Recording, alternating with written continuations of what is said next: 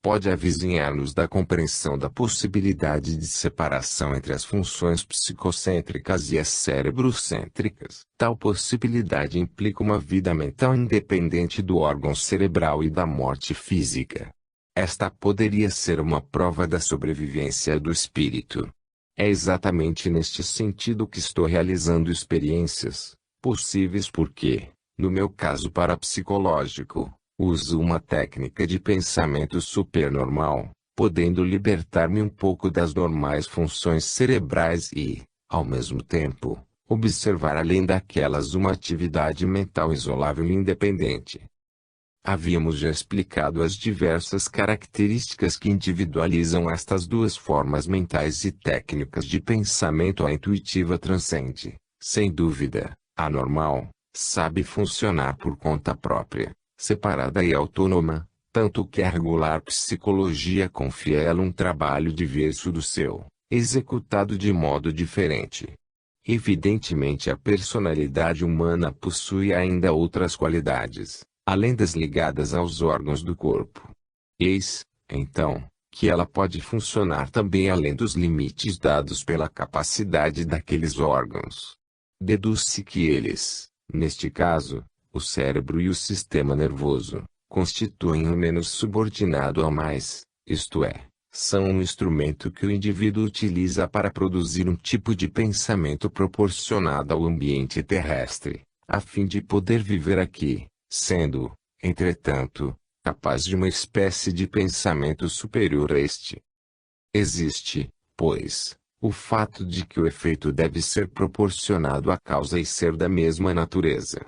Ora, matéria e espírito são de estrutura diversa, e um funcionamento cerebral não é proporcionado aos efeitos mentais que o transcendem em potência e em qualidade.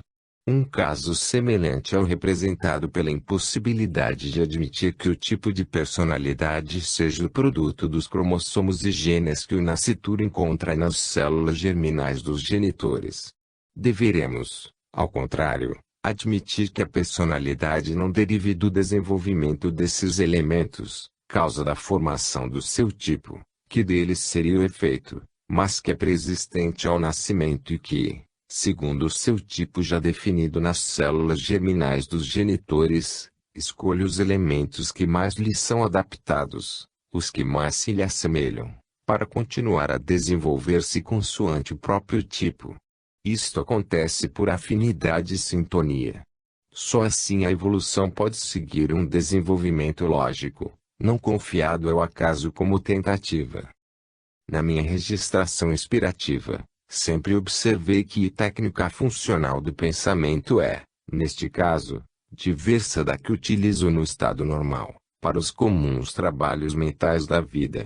O primeiro é um pensamento espontâneo, automático, que foge ao controle e à análise, independente da minha vontade de pensar e esforço de raciocínio para compreender. Parece até que os dois tipos de pensamento sejam antagônicos e se lidam, porque a intervenção consciente do pensamento cerebral paralisa o funcionamento do intuitivo. Este foge a qualquer intervenção. Se força, desaparece. Parece que teme a luz, a exemplo do ectoplasma, que se esconde se observado na sua misteriosa técnica funcional, como se a vontade de dominá-lo constituísse uma vibração violenta que o destruísse. Ele é um pensamento autônomo, com uma personalidade e vontade sua, que não é a do sujeito. Ele pensa com uma mentalidade sua, independente das opiniões deste. Se põe a desenvolver um tema, não o demonstra analiticamente, mas o expõe resumindo, condensado numa série de sínteses. Se não tomo nota imediatamente, ou uma dessas me foge, o discurso continua deixando vazio no lugar da proposição que fugiu. Se procuro encontrá-la, recordando ou esperando que se repita, não acho mais aquela ideia, mas outra que continue o discurso da precedente. Enquanto tudo isso sucede, o meu pensamento normal procura ver como funciona o outro. E é assim que aqui posso expor estas observações. Procuro colhê-lo de surpresa para apreender-lhe os segredos. Mas estas minhas intervenções cerebrais o embaraçam e paralisam. Para uma melhor recepção é-me útil ficar ocupado e, deste modo, distrair tal atenção, por exemplo, com boa música, harmoniosa e elevada, ou olhando reprodução de quadros de alta concepção ou de paisagens bem sintonizadas. Para a mente normal isto não significa inércia e, sim, uma quietude contemplativa, um estado de vigilância tranquila, harmonicamente ajustada ao ambiente espiritual em que estou submerso, num processo calmo de tornar mais aguda a sensibilidade, porém, em sentido diverso da comum percepção sensória. Trata-se de uma experiência estranha, se confrontada com o modo normal que conheço e que uso, comumente, de perceber e de pensar. Tenho a sensação de que isso seja comunicar-se telepaticamente com correntes de pensamento individualizadas, de maneira que dão a sensação de personalidade, com a qual o contato se faz tanto mais claro e intenso quanto mais exato é o grau de sintonização alcançado. Tudo isso me prova experimentalmente a possibilidade de um pensamento não cerebral, elaborado no inconsciente, no plano espiritual, independentemente dos meus elementos mnemônicos e de minha precedente consciente preparação mental. Tais experiências confirmam a minha convicção da sobrevivência da personalidade depois da morte. O estudo do meu caso parapsicológico me ajuda a resolver também este problema. Ele, no entanto, é enfrentado não só genericamente, mas também em sentido específico, ou seja, e preciso ver de que forma se sobrevive. São necessárias, então, outras observações. A oposição cérebro-espírito corresponde à matéria-espírito, e também ela é um caso do dualismo universal. Aqui temos ainda uma bipolaridade de opostos inversos e complementares. Se observarmos como se desenvolve a vida do homem, constataremos claramente um dualismo de contrários. No período jovem temos um dinamismo físico, uma efervescência sensória, uma exuberância no plano matéria para desenvolver-se e afirmar-se. Mas a carga vital se esgota com os anos. O impulso evolutivo do jovem cansa-se e diminui até parar. No período senil tudo se inverte, calma, silêncio, repouso. A vida, que primeiramente se projetava toda em direção ao futuro, ansiosa de desenvolvimento, transfere-se para o passado e dela não restam senão recordações num cérebro cansado. Passa-se, assim, a posição oposta e complementar. Tal é o aspecto bifrontal da vida normal no plano físico e mental. Ora, se a personalidade e o corpo fossem a mesma coisa e a primeira dependesse do segundo, ela deveria seguir o mesmo ritmo. Pelo contrário, a vida psíquica segue um caminho diferente, o que mostra que se trata de um fenômeno de tipo diverso, portanto separável, de tal modo que pode subsistir, mesmo que isolado, depois da morte. Eis que o ciclo mental não corresponde ao físico. Cada indivíduo chega ao máximo de desenvolvimento da sua personalidade em períodos diferentes do seu ciclo físico, e isto conforme o nível evolutivo alcançado.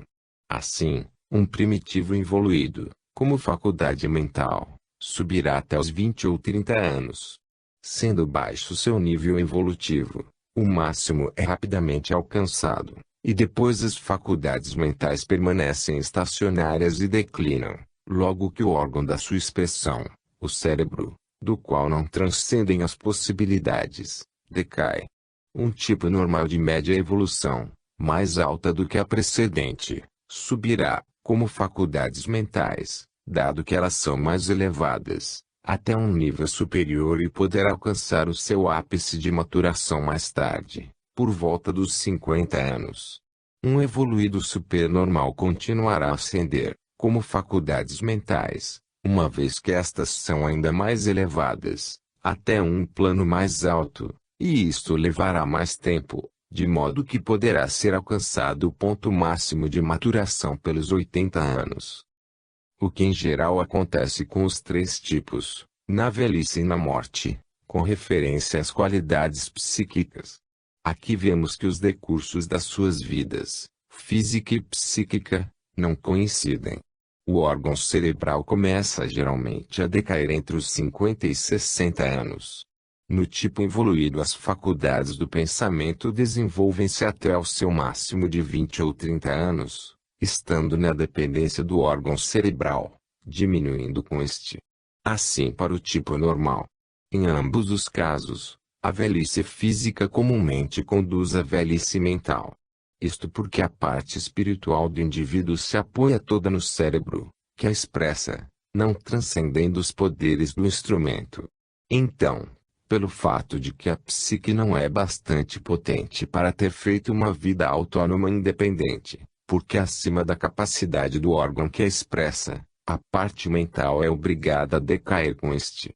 Teremos, assim, na velhice aquilo que geralmente acontece, isto é, uma descida mental progressiva, culminando na morte, que será um extinguir-se da consciência até os níveis do subconsciente alcançados pela personalidade do indivíduo. Nos primitivos não desenvolvidos no superconsciente, ativos apenas no plano físico, a vida é apenas corpórea, e a morte dá a sensação de anulação final. Por isso, é olhada com terror. Mas isso não quer dizer que eles não sobrevivam. Isto acontece, mas caindo na inconsciência, ou ficando com a capacidade de pensar apenas no nível do subconsciente animal. Faz realmente sofrer aquela sufocante diminuição vital, o que torna temível a morte. Extinto o cérebro, que era a zona dentro da qual estava limitada toda a consciência do indivíduo possuía, mentalmente era como se este fosse finito, mesmo que sobrevivessem no seu subconsciente resíduos de reminiscências terrestres. Para tais indivíduos a vida é do corpo no plano físico. Por isso, temem perdê-la. Uma vez perdida, procuram-na reencarnando-se, para tornar a viver no seu ambiente físico, o único em que se sentem vivos. Ao contrário, no indivíduo que alcançou um desenvolvimento mental e nível de consciência psicocêntrica mais avançado que o normal, a sobrevivência da personalidade no momento da morte advém sem nenhuma perda de consciência, em estado lúcido, sem a sensação de anulação e de morte.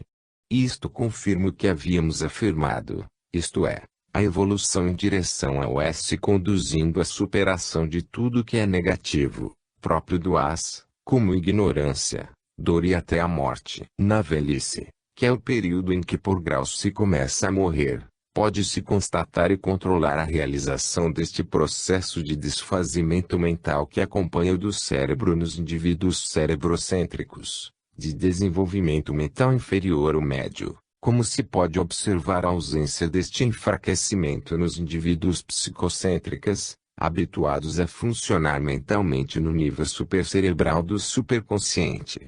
A constatação destes fatos faz prever como será o gênero de morte que espera o indivíduo conforme seja o tipo ao que ele pertence, isto é, se ela será uma queda na inconsciência, ou uma morte lúcida, sem perda de consciência e conhecimento. Para quem conhece quais são os resultados da evolução, é lógico que assim aconteça. Deste modo ele se liberta cada vez mais da morte, na medida em que dilata e potencializa a faixa do consciente à custa da zona do inconsciente. Este é o fenômeno que agora estou, experimentalmente, controlando com aquela morte lenta, que é a velhice. Estou escrevendo estas últimas páginas na idade de 81 anos, em plena lucidez, com técnica inspirativa supercerebral, isto é, com uma técnica de pensamento que não se ressente da natural dissolução senil do cérebro. Devo constatar o seguinte fato, se bem que o meu cérebro envelheça dando-me disso sinais no seu nível funcional, as faculdades intuitivas não sofrem as consequências disso e continuam a operar em seu plano, independentes daquele fato, e isto me prova que o pensamento ativo no superconsciente não depende do órgão físico ao qual aquele pensamento está ligado, quando funciona ao nível normal. Ora, estar habituado a pensar em forma mental supercerebral significa ter conquistado um tipo de pensamento não ligado ao cérebro, da morte do qual a personalidade não sente os efeitos. Este pensamento sabe assim sobreviver intacto, em plena eficiência e lucidez, ao aniquilamento do corpo depois da morte. Agora que a velhice me está progressivamente matando no plano físico, o fato de que posso continuar a viver plenamente no nível mental me indica a continuação deste tipo de existência espiritual também depois da morte material.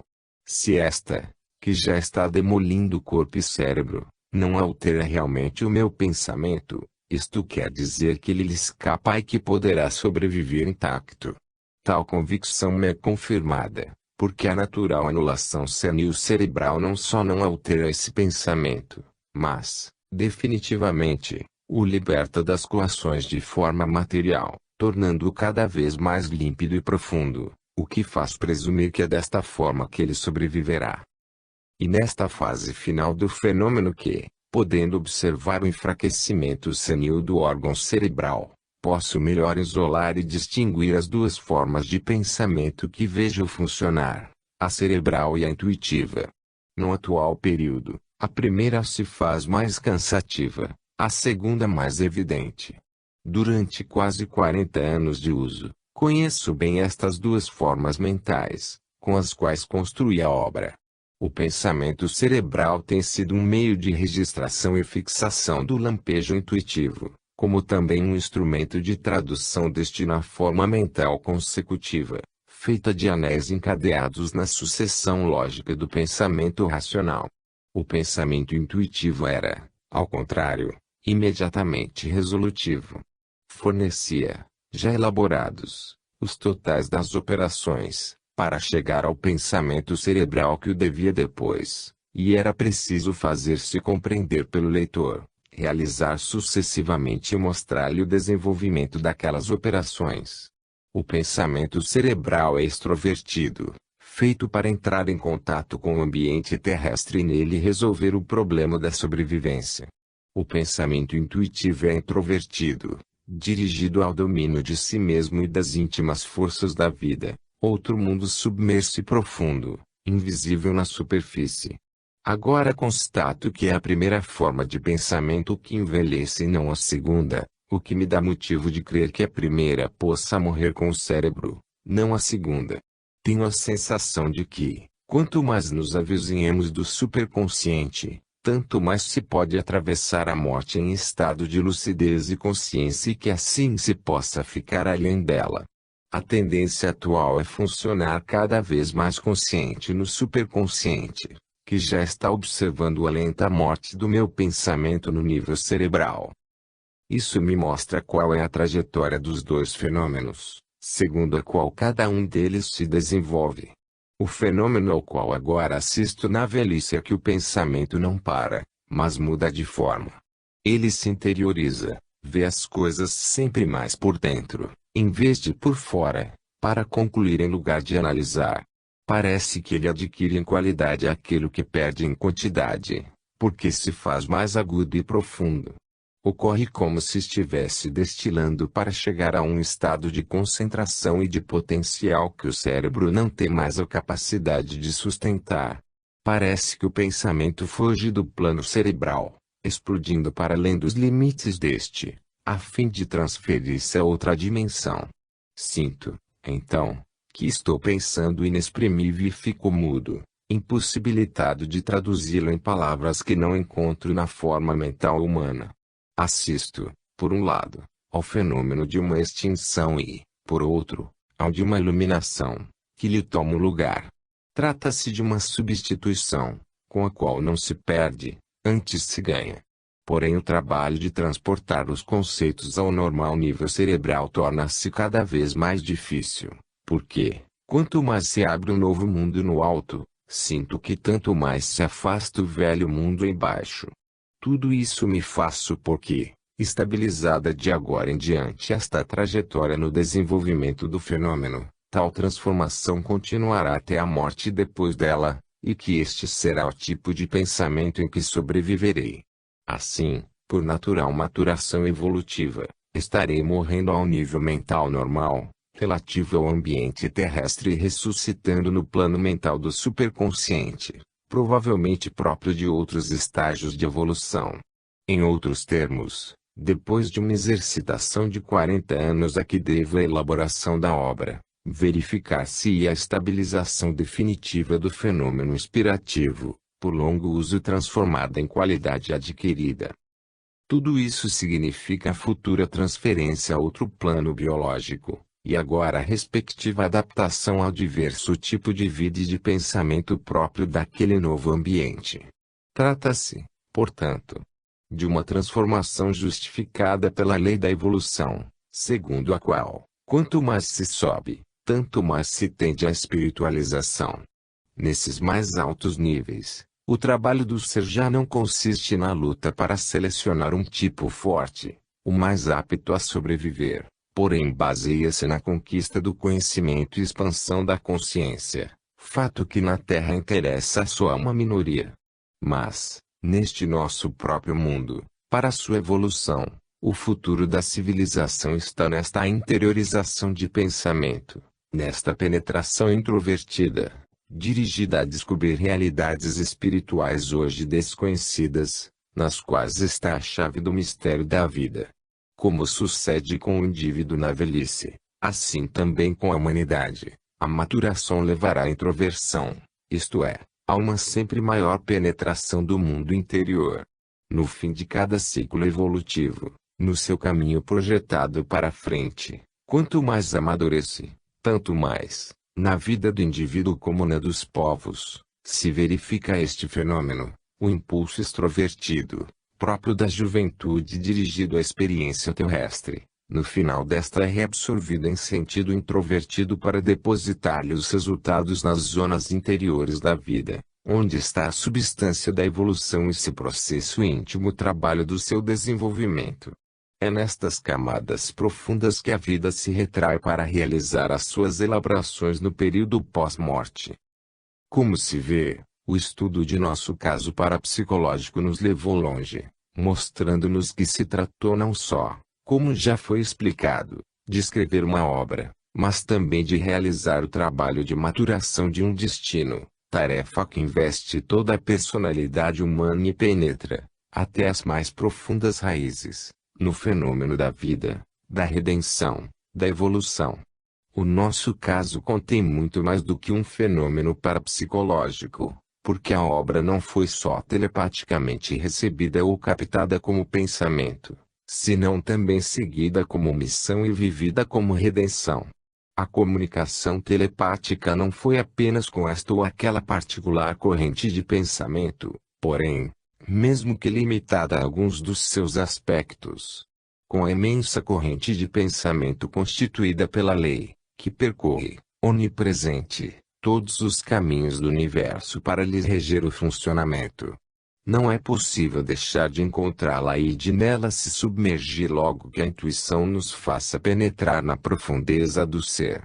Assim, bem mais do que uma simples exercitação literária, a obra é vida, ansiosa de desenvolver-se, vibrante da vontade de subir, de conquistar sempre maiores espaços não obstante a queda. Nela grita a voz do sistema, a da divina substância de que estamos feitos e que permaneceu indestrutível em nosso universo reduzido a antissistema.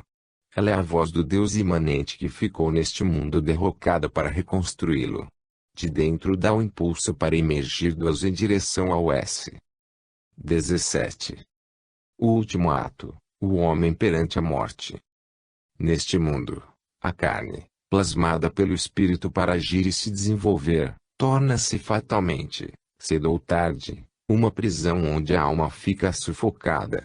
Para os organismos naturais, pertençam ao indivíduo ou à humanidade, só há uma saída para a vida maior, a morte.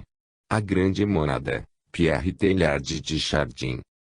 O cristianismo afirma solenemente o fato da sobrevivência do espírito, mas apresenta-nos o fenômeno de forma racionalmente não admissível. Isto pelas seguintes razões. 1. A alma não pode ter origem numa criação do nada, porque tal fenômeno não existe, nem pode existir em todo o universo, seja no estado de S, seja no de As. Há apenas uma possibilidade de transformação da substância de uma forma em outra. Aquele conceito de criação é puramente antropomórfico, admissível somente no relativo, onde o ato de criar, transformar de um estado em outro, derivando pela criação novo estado de um precedente, que em relação a ele é o nada. A lógica confirma o absurdo do conceito de uma criação do nada. Esta criação produziria qualquer coisa de novo que se acrescentaria a Deus. Se isso fosse possível, ele não seria mais o todo, outra coisa poderia existir fora e além dele. Então, ele não seria mais Deus.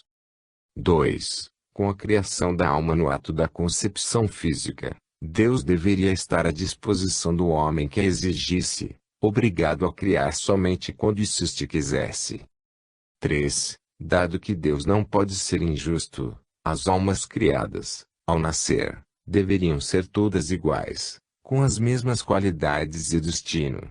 Ao contrário, sem justificação alguma, os tipos de personalidade e ambiente nos quais se nasce são diferentes, estabelecidos antes que o indivíduo possa conhecê-los e, portanto, tornado responsável pela maior parte das causas e efeitos que lhe vão trazer na eternidade de alegria ou de dor. 4. A criação da alma ao nascer significa uma quantidade de tempo infinita no futuro, e nenhuma no passado, a menos que não se queira admitir nenhuma, também no porvir, negando a imortalidade. O que tem um início deve ter um fim. E, se este não existe, também aquele não pode haver. Não é admissível o desequilíbrio resultante de tal desproporção de partes. A natureza do fenômeno deve ser uma só, a mesma de ambos os lados, e não apenas na parte de tipo oposto àquela que ela é do outro lado. 5. É absurdo, porque fora de toda proporção entre causa e efeito, que, com uma vida de uma centena de anos no máximo, se possam determinar as causas suficientes para justificar como consequência uma eternidade de prêmio ou de castigo, de alegria ou de dor. Uma só vida, conduzida em particulares e limitadas condições, não é suficiente para completar a construção de uma personalidade, não mais sujeita à evolução por ter atingido o estado final desta. Como pode o indivíduo, possuindo somente o resultado de uma tão escassa experiência, ter alcançado uma forma em que possa ficar definitivamente fixado para toda a eternidade? 6. Se o mal é devido à queda no as, sem o que a sua existência não se explica, pois não pode ser obra de Deus, é absurdo que a redenção desse mal com o retorno ao S se possa cumprir, ou com o sacrifício de outros não culpados, neste caso, de Cristo, em vez de o ser com esforço próprio, ou de um golpe com uma breve vida apenas, fugindo à longa maturação evolutiva, que é a lenta transformação, a única que pode logicamente permitir o regresso ao estado de origem no S. Que dizer então, quando essa vida é só de poucos meses, totalmente insuficiente para experimentar ou aprender. Em suma, a criação da alma ao nascer exclui a evolução, sem a qual não se pode realizar uma justa e merecida redenção. 7. A construção da personalidade humana se explica apenas como resultado de uma transmissão e acumulação de qualidades adquiridas. Ora, isto é possível somente por via espiritual através da reencarnação, não podendo acontecer pelas vias da hereditariedade fisiológica, porque esta se transfere na juventude, quando os genitores não viveram ainda experiências para transmitir, nem sucede na velhice, quando eles, tendo se enriquecido, teriam material para propagar. 8. Em nosso universo tudo deriva de um seu precedente que lhe é a causa e do qual é o efeito. Também a personalidade humana é um fato positivo. Ora, se ela existe, deve ter um seu precedente do qual ela deriva e que é a causa da sua existência. Se nada se cria e nada se destrói, ela deve preexistir ao nascimento físico e continuar a existir depois da morte. Sem reencarnação a personalidade humana seria um efeito sem causa. E esse efeito não é genérico, mas bem definido nas suas qualidades individuais, que revelam uma história passada. Aqui sustentamos o fato de que vivemos num universo dirigido por uma lógica que exclui a possibilidade de absurdos que a violem. Eis que o problema da sobrevivência, que estamos colocando, implica o da preexistência, que o desencarnar traz consigo o encarnar, que a saída e a entrada na forma de vida terrestre se condicionam reciprocamente, compondo um fenômeno único, visto em duas posições diversas. Tivemos de esclarecer estes conceitos, porque, somente desta forma, é logicamente concebível a sobrevivência do espírito. Do lado oposto ao das religiões, vemos que a ciência, depois de ter negado, na sua fase materialista, a existência do espírito, agora que se pôs seriamente a indagar no campo psicológico e parapsicológico, permanece ainda titubeante e longe de saber concluir. É certo que a ciência tinha o dever de ser positiva, portanto de ficar no terreno objetivo, experimental. Mas isto tornou inevitável a limitação do seu campo de indagação ao aspecto material do fenômeno. Ora, o fato de lhe ter escapado a parte psíquico-espiritual dele, que, realmente, existe, não reduzível ao plano físico, não a deixou obter senão uma visão unilateral e incompleta. Além disso, no próprio ato da observação, é bem estranho ter em conta somente o fato exterior, que representa a sua metade, e não também a outra, constituída pelo lado interior, isto é, da visão e interpretação daquela parte exterior obtida em função da natureza psíquica e espiritual do observador. Portanto, a atual objetividade científica é incompleta, e uma técnica experimental mais perfeita deveria abraçar ambos os momentos no ato da observação. A análise do fenômeno psíquico pode-se logicamente fazer não apenas por via extrovertida, observando uma vasta casuística, ou recolhendo de fatos acontecidos, ou procurando descobrir as leis reguladoras do seu funcionamento, mas também por via introvertida, pela qual o indivíduo pensante observa como nele está funcionando o seu pensamento enquanto está pensando. Nos tratados de psicologia e parapsicologia usa-se em geral o primeiro método. No presente escrito usamos o segundo. Poder-se-ia dizer que, no primeiro caso, vê-se o fenômeno nos seus efeitos, no segundo, nas suas causas. É natural que a ciência tenha preferido a primeira via, porque a sua objetividade a torna exterior, enquanto a subjetividade do segundo caminho a converte em interior. Mas é evidente que se trata de dois métodos complementares para atingir o conhecimento do mesmo fenômeno, que será visto na sua totalidade e completo somente se observado de ambos os lados e penetrado pelas duas vias. Assim, o método do psíquico espiritual pode ser concebido de forma cerebrocêntrica e psicocêntrica, e uma sua visão total não pode ser dada senão através de uma observação ampla que os abrace em toda a sua extensão, de um ao outro dos seus dois polos. Perguntamo-nos, por que a ciência deve limitar-se apenas ao uso do primeiro sistema de observação e, na pesquisa, não utiliza também os recursos da intuição? É certo que esta deveria dar somente orientação, mas com isso teríamos uma investigação guiada, e não cega como hoje, abandonada à tentativa das hipóteses lançadas ao acaso. Assim se faria mais completo o método da sondagem do ignoto. Por que se recusar a ajuda que pode vir deste lado?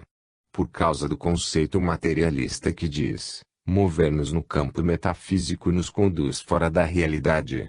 É verdade que tudo seria controlado de maneira que a intuição não se resolvesse em fantasia.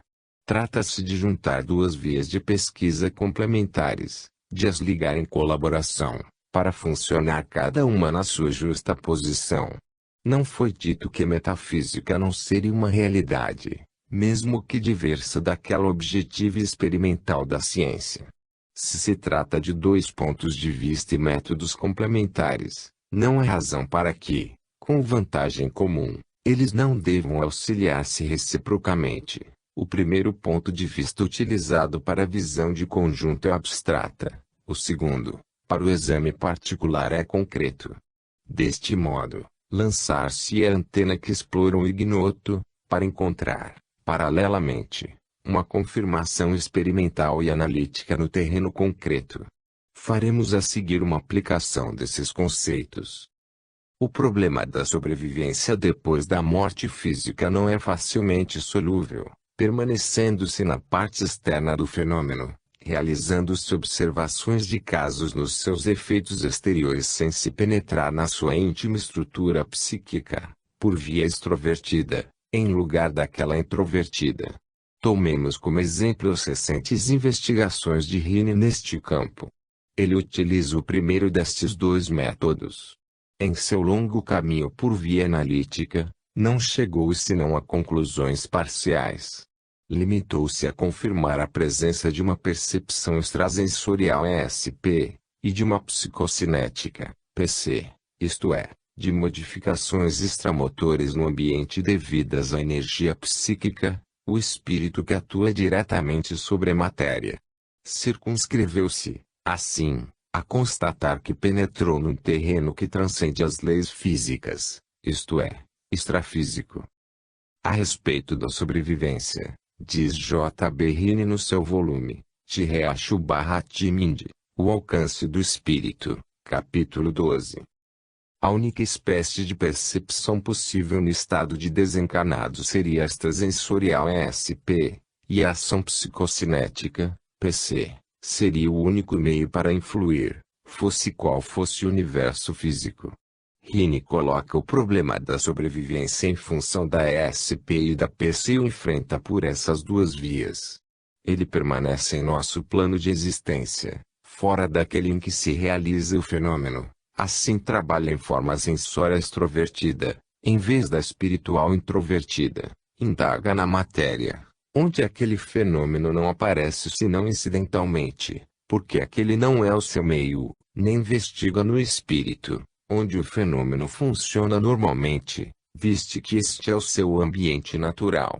Assim, Heine vê somente o aspecto negativo do fenômeno, a sombra que ele projeta no plano físico.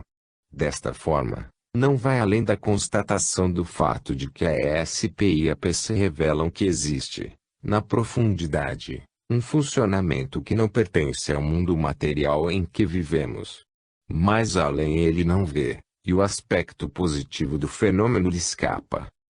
Heine, para ser coerente, não podia colocar o problema senão no plano da existência humana, isto é, o material, e não no nível próprio do fenômeno, que é espiritual, porque, se o tivesse feito, não teria sido positivo como deve ser um cientista. A ciência, para ser fiel aos seus métodos, neste caso ficou longe do centro do fenômeno, que, por mais que ela procure agarrá-lo, foge-lhe na sua essência. Aqui vemos como são grandes os limites da ciência e dos seus métodos positivos de pesquisa. Isto nos faz pensar numa incompetência a priori, congênita, na ciência oficial, para penetrar na substância dos fenômenos, o que a constringe a permanecer na superfície deles. É assim que se explica como ela pode chegar, como sucede de fato, a construir uma técnica praticamente utilitária para desfrutar, para vantagem sua, as leis da natureza, enquanto não sabe chegar à compreensão da substância dos fenômenos e uma orientação universal que resolva o problema do conhecimento. Com o método intuitivo, nós não estamos a observar os reflexos que da profundidade do fenômeno irradiam na superfície exterior em nosso ambiente terrestre e em nossa respectiva forma mental periférica e analítica, para deduzir o que acontece no interior. Ao contrário, aprofundamos o olhar e, com outros sentidos e instrumentos mentais, olhamos o que acontece por dentro e por quê. Isto pode parecer fantasias mentes positivas. Mas aqui, aplicando os princípios expostos no capítulo precedente, explicamos a que conclusões se chega com este outro método introspectivo e como um mesmo problema é enquadrado e resolvido. Podem-se, assim, confrontar os resultados dos dois sistemas de pesquisas. O método da intuição não nos conduz, através de uma casuística e de um processo analítico, Há uma interpretação do fenômeno em forma de hipótese e tentativas de formulação de uma teoria, explicando simplesmente como ele funciona, oferecendo-nos o resultado final da pesquisa com a solução do problema. Trata-se de um produto síntese obtido com uma outra técnica de pensamento. Enquanto a comum psicanálise se ocupa dos fenômenos que acontecem nos substratos do inconsciente, aqui se trata de uma psicossíntese que lhe observa os aspectos superiores. Segundo Jung, a intuição é a função mediante a qual surgem percepções por via inconsciente. Na intuição, um conteúdo qualquer se apresenta como um todo completo. O conhecimento intuitivo possui tal caráter de segurança e de certeza, que induziu Spinoza a considerar a ciência intuitiva como a mais alta forma de conhecimento. Similarmente, a Sagioli admite a existência de uma função cognoscitiva superior com a qual se consegue uma direta e íntima compreensão da realidade. Este órgão de conhecimento direto é a intuição. Ela não é irracional, mas superracional. Não obstante, a cooperação da mente normal é necessária para o seu correto emprego. E é bom possuir uma ideia clara do que constitui as justas relações de cooperação entre as duas. A esse respeito, as funções da mente são: 1. Reconhecer a intuição e as suas mensagens. 2. Interpretá-las corretamente. 3. Formulá-las e expressá-las em palavras. A nova era testar ao florescer da intuição. Estas palavras de Sagioli confirmam plenamente o método da intuição que eu usei na composição da obra, exatamente nas suas 3 fases, como foi explicado no capítulo precedente. Esta coincidência, de que só agora me apercebi, é uma nova confirmação. Assim, posso dizer que apliquei, experimentalmente, sem ter conhecido, a teoria do Dr. Sagioli. O meu caso não é, portanto, mediunidade no comum sentido da palavra, mas se pode antes definir como penetração consciente na esfera do superconsciente. Ora, mesmo que tudo isso pudesse parecer não científico, poderia ser utilizado de forma subordinada como método de indagação para formular hipóteses de trabalho, e submetê-la depois a controle experimental, verificando-se com a observação e os fatos confirmariam a intuição, concordando com ela. A investigação poderia ser orientada em parte, não como preconceito, mas como hipótese, o que pouparia o trabalho que a pesquisa implica quando avança por tentativas. Esta poderia constituir a primeira parte da investigação, consistindo numa projeção do pensamento antecipador da solução do problema tomado em exame. Projeção obtida lançando para frente os tentáculos da intuição, para depois avançar, com mais segurança, com os meios positivos do normal controle racional e experimental. Apresentemos agora um exemplo no qual aplicaremos os princípios acima expostos. Enfrentamos o problema da sobrevivência depois da morte com o método da intuição, segundo um caminho diverso do seguido pela ciência. Vamos expor aqui os resultados traduzidos em termos de raciocínio normal. O fenômeno é, em primeiro lugar, enquadrado no sistema filosófico exposto e demonstrado em outro lugar, utilizando dele aqui as conclusões. Assim, o problema é orientado desde o princípio e isto em relação a pontos de referência estáveis, já fixados em outros escritos. Já sabemos que nenhum fenômeno é completamente insolúvel, nem compreensível, se não for visto em relação aos outros. Tomemos, então, para depois proceder por sucessão lógica, como ponto de partida, o fato de que espírito e matéria são os 2 polos do ser, opostos e complementares, interdependentes e comunicantes. Eles são um aspecto do dualismo universal despedaçado, mas reconstituído em unidade no mesmo ciclo. O polo espírito significa também S, e o polo matéria quer dizer AS, que são os 2 extremos do ciclo involutivo-evolutivo, que solda a fratura do dualismo, tudo reconduzindo à unidade originária no S. O método do ciclo é universal e corresponde ao sistema rotativo, segundo o qual se move o universo físico. Este é feito de elementos de tipo esférico, de retornos cíclicos, de trajetórias fechadas, de espaço curvo. Este método do ciclo consegue compensar a complementaridade e conciliar a oposição dos dois termos do dualismo, chegando, assim, a reconstruir em unidade a cisão e a pôr de acordo os dois opostos modos de existir em um dualismo unitário constituído por um circuito que, fechando-se em si mesmo, reúne as duas metades na unidade oferecida pelo próprio ciclo. Assim, a cisão se resolve em uma pulsação de ida e volta, pela qual o afastamento do ponto de partida é compensado e equilibrado por um movimento de retorno em sentido que lhe é oposto. Movimento inverso que, apesar de ser a continuação do primeiro no mesmo rumo, tem o poder de o anular em direção contrária. Este modelo universal repete-se na série vida-morte e morte-vida, na qual ecoa o circuito maior S-As. O primeiro período do ciclo, que corresponde à fase involutiva, é representado pela descida no plano físico, na forma de um corpo, à guisa de queda na matéria, no As, para lhe realizar o esforço de evoluir e redimir-se, dele voltando a subir para o espírito e para o S. Deste modo, encarnar-se representa a condenação do decaído, porque conduz para a matéria, em forma de vida de obscurecimento do espírito ao nível sensório no plano físico.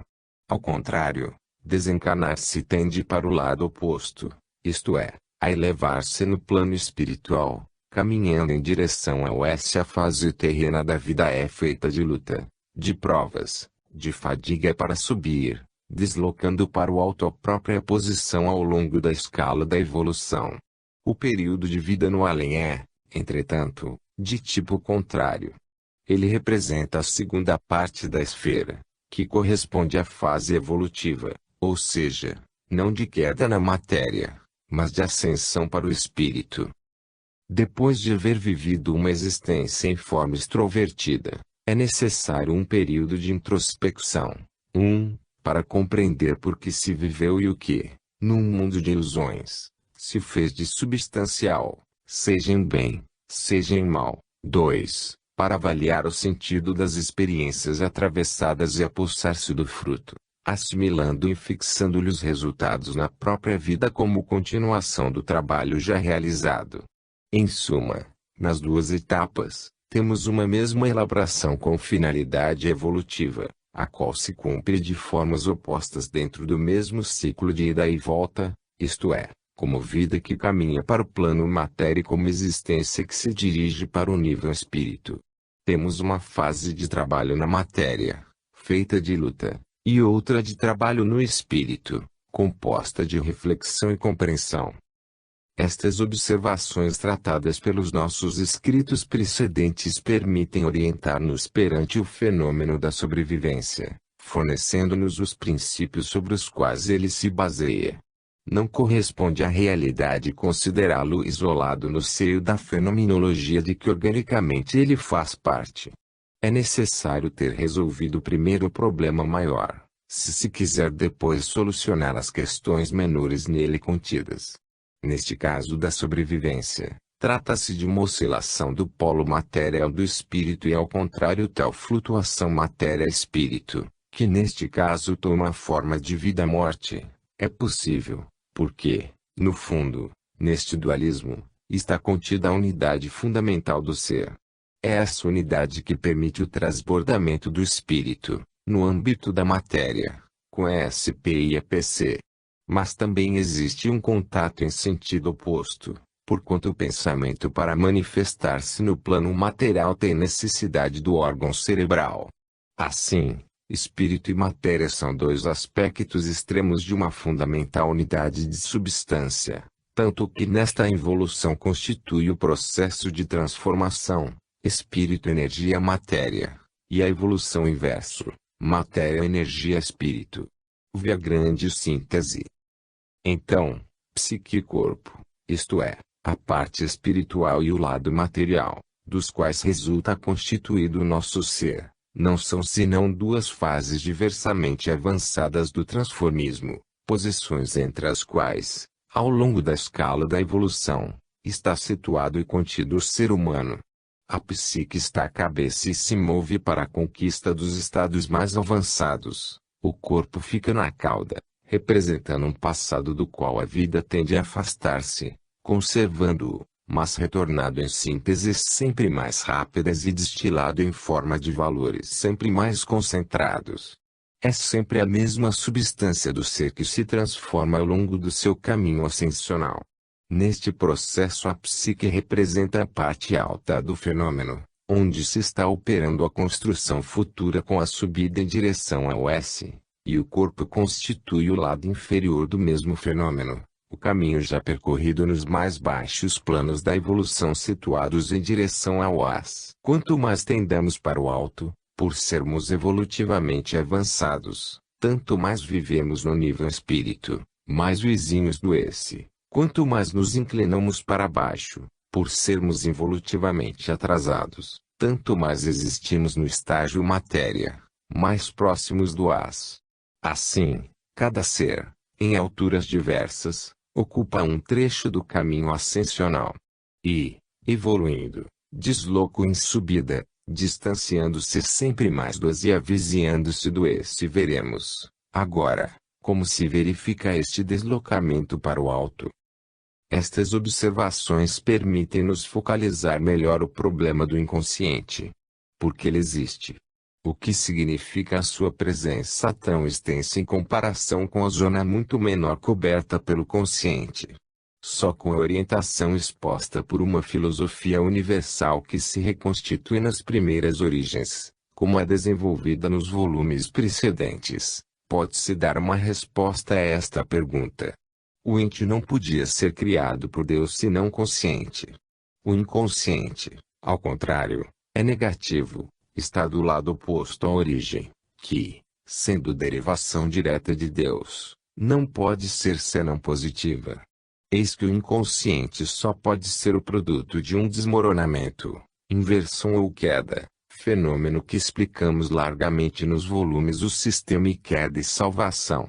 O inconsciente, então, é um obscurecimento da luz da consciência, uma sua inversão ao negativo, é o resultado de um desfazimento desta com a queda do S no As.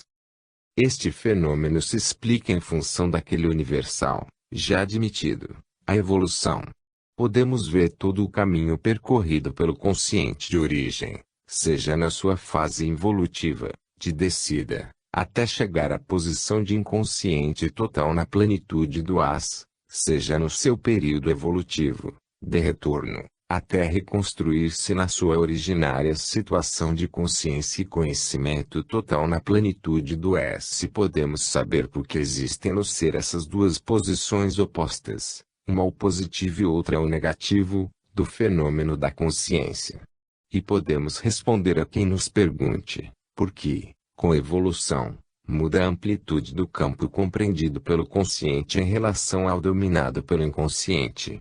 É fato que o maior resultado da evolução é a conquista de consciência, isto é, o desenvolvimento nervoso, cerebral, mental, através do qual ela se dilata sempre mais. No campo da personalidade, conquistando espaço até sua total inversão, repelindo gradualmente o inconsciente até eliminá-lo. O período involutivo do grande ciclo é representado pela descida espírito-energia-matéria até a plenitude do asilo à negatividade do inconsciente. O oposto período evolutivo é representado pelo regresso ascensional matéria-energia-espírito até a reconstrução do S e da positividade do consciente. Sabemos que o trabalho da existência serve para o desenvolvimento da consciência, que a vida evolui espiritualizando-se. O grau de evolução atingido é demonstrado pela extensão da zona de consciência conquistada no campo do inconsciente. Por isso, falamos tanto aqui de superconsciente, são forças positivas que querem a evolução. O escopo desta é destruir a zona negativa do inconsciente, levando-nos à sua meta, que é a plenitude da consciência e conhecimento em Deus. Semente a intuição, e não a ciência, pode dar-nos esta orientação e nos diz por que existe o inconsciente e qual é o significado da sua presença e o desenvolvimento do fenômeno. Sabemos também que o consciente no seu nível atual representa aquela zona da originária centelha divina que, apagando-se até o inconsciente total, na fase matéria, no fundo de involução no as, foi acordada e reacesa pelo ser com o trabalho da sua evolução até formar a pequena luz, a nossa consciência atual, em expansão até retornar à sua plenitude no S, isto é, em Deus. Julgo que somente assim orientados, conhecendo a íntima natureza das coisas que se estão estudando, e não apenas observando as suas manifestações exteriores, se possa resolver estes problemas da psique, do espírito, da sobrevivência. Conhecendo, desta forma, o fenômeno até as suas raízes, pode-se melhor entender-lhe o significado e tirar suas consequências e aplicações. É devido a esta fundamental unidade do ser, a qual se estende de um a outro dos seus dois polos, espírito-matéria, que pode existir a medicina psicossomática e a capacidade do espírito curar o corpo com o qual está unido. A psicocinética, PC, prova que existe uma possibilidade para o espírito de penetrar no campo oposto da matéria. Há uma força psicocinética no espírito, como existe uma força atômica na matéria. Mas, sem dadas circunstâncias, entre os dois estados opostos, há possibilidade de intercâmbio, pelo fato de constituírem os extremos da mesma unidade. Isto não suprime a sua recíproca independência e separatividade no momento da morte. Tanto mais que essa separatividade é apenas uma manifestação do viver por turnos nas duas formas contrárias de uma única longuíssima vida, uma em estado de repouso, enquanto o lado oposto trabalha. Trata-se de uma oposição de modos de existir em posições diversas, para se permanecer sempre vivo e ativo em cada uma das duas, ligadas em colaboração, visto que o sistema é dualístico e único ao mesmo tempo. Há apenas uma bipolaridade da mesma unidade.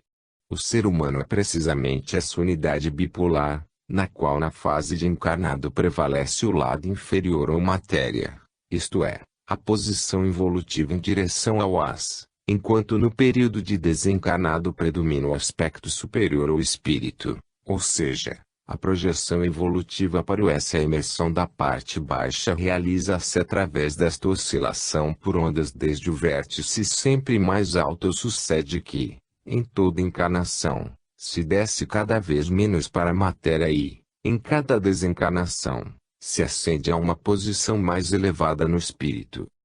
Ora, como negar a sobrevivência, quando, deste modo, se vê o seu mecanismo em ação, as suas razões, a sua função equilibradora perante o oposto tipo de vida terrena e, finalmente, a necessidade lógica de tal sobrevivência, dada a estrutura do fenômeno vida e sua evolução no seio do organismo do todo?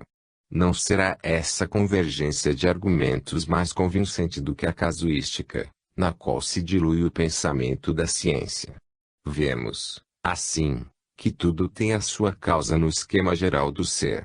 As duas vidas, de encarnado e desencarnado, alternam-se, sustentando-se reciprocamente, para subir em direção ao S, uma no estado matéria para executar o trabalho complementar ao que é realizado pela outra em posição espiritual. Cada encarnação é, à guisa de um recuo involutivo, una descida na matéria para lhe suportar as provas, aprender e assim progredir. Cada vida de desencarnado destina-se a dar um salto para frente, digerindo e assimilando as experiências vividas. O primeiro tipo de vida vai para o as, repetindo em descida, embora sempre de forma mais fraca em cada encarnação, o motivo da queda e experimentando os castigos numa forma de vida dura. O segundo modo de existência caminha para o S, como tentativa de ascensão, colocando-se sempre mais alto em cada desencarnação, provando as alegrias do novo estado em uma forma de vida melhor. Ora, sem a sobrevivência depois da morte, não se poderia realizar o longo caminho da evolução, necessário para que se possa regressar ao S, atingindo, assim, a salvação final, o que constitui o objetivo da vida. Com estes conceitos tudo tem um sentido lógico, justo, convincente. Se o suprimirmos, a vida tornar-se-á um duro esforço inútil e o universo um organismo funcionando com imensa sapiência, mas sem significado, nem objetivo, no caos. É impossível que esta sapiência, que os maiores intelectos humanos vão fatigantemente descobrindo, se resolva a naufragar.